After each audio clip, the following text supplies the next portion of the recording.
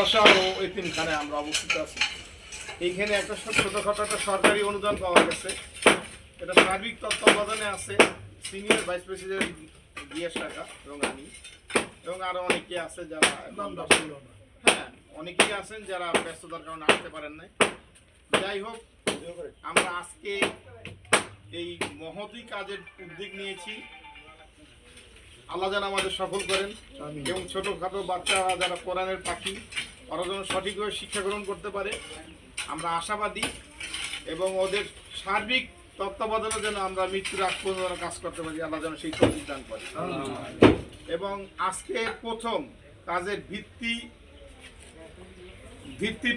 স্থাপন করা হবে, এই জন্য আমরা কিছু দোয়া খায়ের আয়োজন করছি। এখন আমাদের মাঝে একটু কথা বলবেন অত্র মাদ্রাসার নিবেদিত প্রাণ সিনিয়র সহসভাপতি গিয়াস কাকা। আলহামদুলিল্লাহ, মেহরবানি।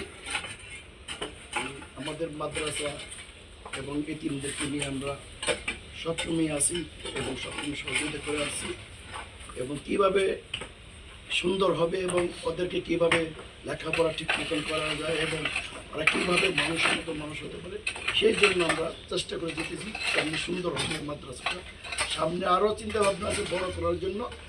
আপনাদের কাছে আমি সবার কাছে দোয়া চাই যেন আমার মাদ্রাসা মনের মতন আমরা করতে পারি এবং করতে পারি।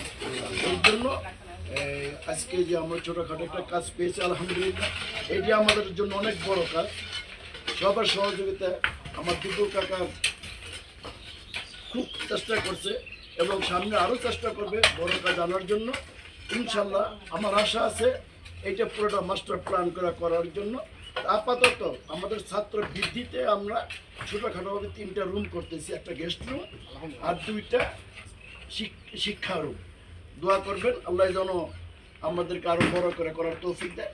এখানে আমি শেষ করছি। আসসালামু আলাইকুম।